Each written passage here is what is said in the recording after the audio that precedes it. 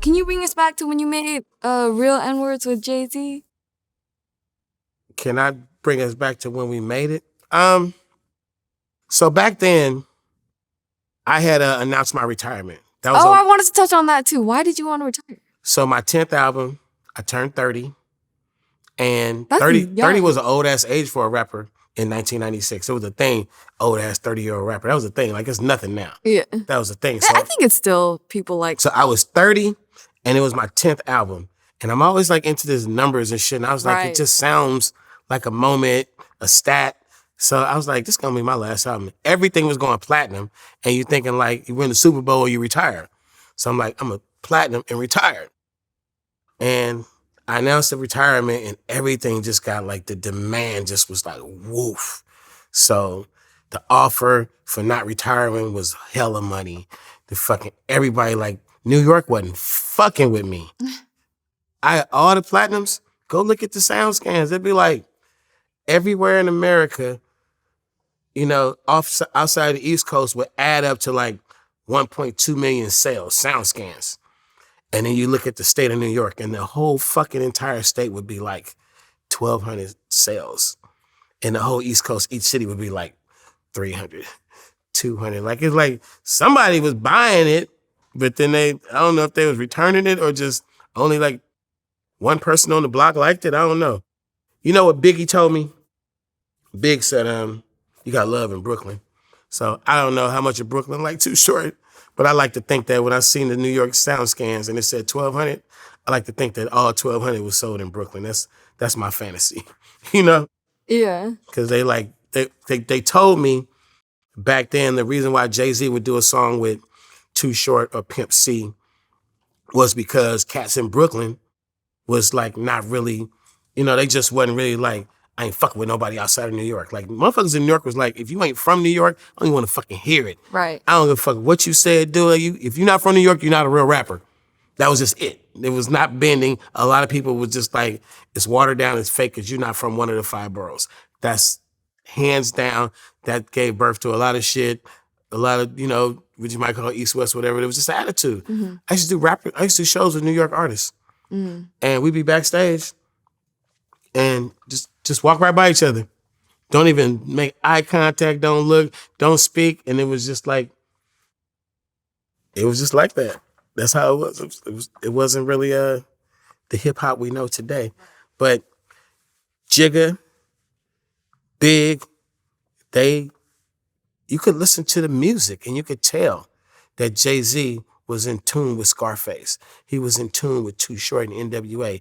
It wasn't like, you know, he wasn't like necessarily liking that better than New York rapping them, but he was just in tune with it. You could tell that he was, you know, open to the sound of a slower, funkier beat with a bass line with a certain little drum pattern, like, you know, and put that New York in it and make it what it is. But, you know, Jay-Z called on me a few times. He did the remix to Blow the Whistle. We did that song, It Was All Good, just a week ago. That was, like, I came in the studio that day. He called me and said, I need you for something. And he just wanted my voice to say those parts. I didn't write that shit. He told me what to say. And it's a classic. Like, It Was All Good just a week ago. Right. And, you know, Jay-Z is one of them persons, one of those matter-of-fact people. It's just a matter of fact, he know, like, this is what we doing, do this. For sure. You know, we did a few songs. Yeah. The first song we did was Real Niggas Do Real Things. Yeah. That was the first song we did. Because in the Kanye documentary, it shows how Kanye got on Jay-Z's album Blueprint 2 or whatever. And as it a was producer? Huh? As a no, producer? as the feature. They have the song together. But it's funny because in the studio session, it shows Jay-Z literally being like, yo, closed mouths don't get fed, because Kanye literally, you know, put it in front of him. That's right, because Kanye was around as a producer before, right? Right. And they was fucking with him, but nobody didn't give a fuck about his raps. Right. And that's wild. He had to speak up shit. Right. Speak up. Because you produce too, right? I make beats. I've made a lot of beats over the years. I'm not making beats anymore. Okay. I made my share of beats. I remember Scarface called me. He was in New York. He was like, I got the coldest motherfucking producer. And you know what I told him? He was talking about Kanye West. You know what I told him? I said, man, I was in Atlanta. I was like, we got all the producers with me. I don't need no new producers.